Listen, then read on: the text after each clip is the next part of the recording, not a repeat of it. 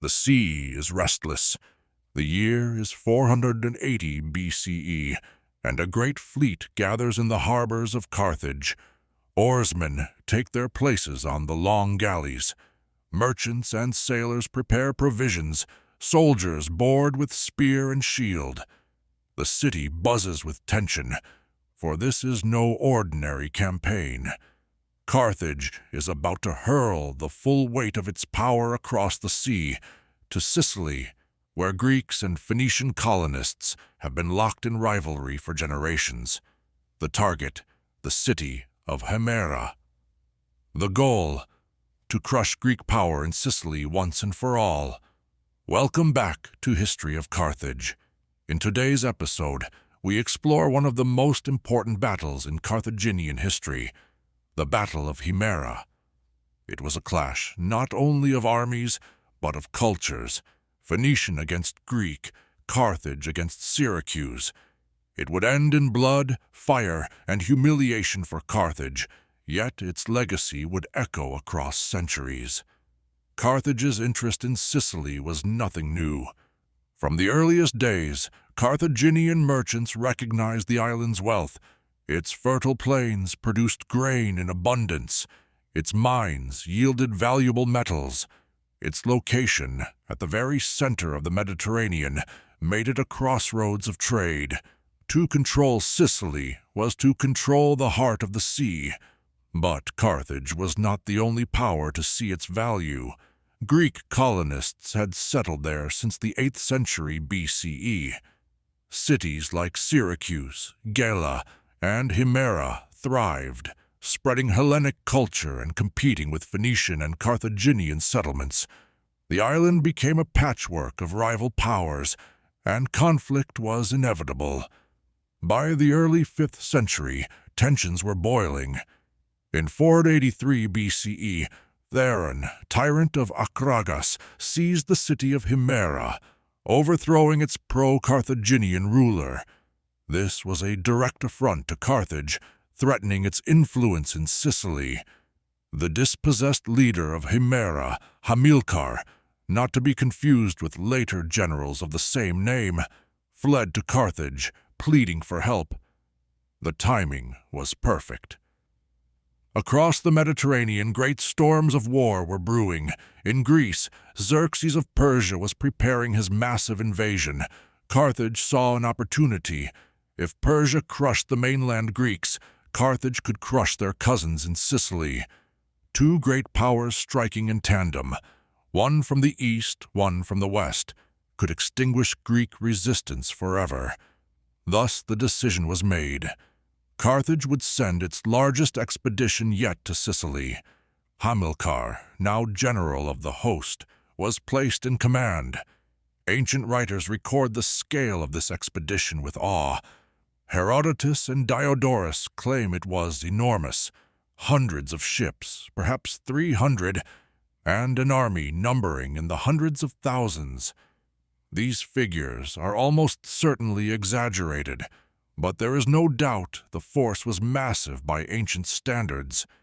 It drew not only from Carthage itself, but from across its empire, Libyan infantry, Iberian mercenaries, Numidian cavalry, Balearic slingers, and Phoenician settlers. Carthage's wealth allowed it to hire soldiers from every corner of its domain. It was a true imperial army. The fleet set sail, crossing from Africa to Sicily. Imagine the sight, sails dotting the horizon, galleys packed with warriors, supply ships heavy with grain, wine, and weapons.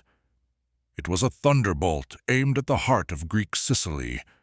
Meanwhile, in Himera, the Greeks prepared. The city was under the rule of Theron of Akragas, who had installed himself after ousting the pro-Carthaginian tyrant. Knowing Carthage would retaliate, he called for allies. Syracuse, under its dynamic leader Gelon, answered the call. Gelon was no ordinary ruler. He commanded one of the strongest armies in Sicily, disciplined and well-equipped. With him came a force of hoplites, cavalry, and archers, ready to meet the Carthaginian threat. The stage was set. Hamilcar landed his army near Himera and encamped. His forces outnumbered the Greeks, and his fleet secured the coastline. Confident in his numbers, Hamilcar sent envoys demanding surrender. The Greeks refused, and so the battle began. The fighting that followed was fierce. Carthaginian forces, drawn from so many lands, fought bravely but lacked unity. The Libyans and Iberians charged with ferocity, their weapons flashing in the Sicilian sun. The Numidian cavalry harried the flanks, while Balearic slingers rained stones upon the Greek lines. For a time, the outcome was uncertain, but the Greek hoplites held firm. Armored in bronze, shield locked against shield, they advanced steadily, driving back the Carthaginian levies. Gelon's disciplined troops pressed the attack, exploiting weaknesses in the Carthaginian ranks. At the same time, Theron's forces defended the city, preventing any attempt at encirclement. And then came the decisive moment. According to Diodorus, Gelon launched a daring raid against the Carthaginian camp. Disguised soldiers infiltrated the enemy lines, setting fire to supplies and sowing chaos. Panic spread. At that very moment, the Greeks launched a full assault. Caught between a raging enemy and a burning camp, the Carthaginian army broke. Hamilcar himself perished in the battle. Some accounts say he fell fighting bravely.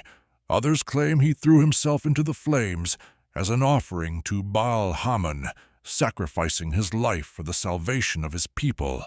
Whatever the truth, his death became legendary, remembered by both Carthaginians and Greeks alike. The defeat was catastrophic. Tens of thousands of Carthaginian soldiers were slain or captured. The fleet, without an army to support, withdrew in shame. The great expedition, meant to conquer Sicily, had ended in disaster. The repercussions were immense. For Carthage, Himera was a wound that took generations to heal. The loss was so great that, according to Diodorus, the city refrained from launching another major expedition to Sicily for 70 years. Instead, it turned inward, rebuilding its strength, reforming its armies, and ensuring such a humiliation would not happen again. For the Greeks of Sicily, Himera was a triumph of epic proportions. The victory was celebrated as part of the wider struggle against barbarians.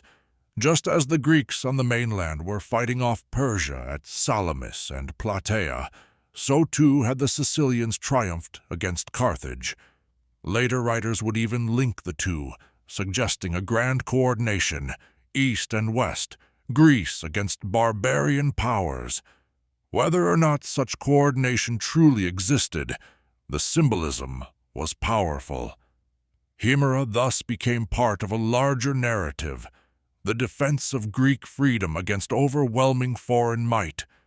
In Greek eyes, Carthage was another Persia, rich and vast, but ultimately doomed against the courage of the hoplite. Yet, from Carthage's perspective, Himera was not the end. It was a lesson. The city would return to Sicily again and again. It would fight battles greater still, against Syracusans, against Greeks, and eventually against Rome.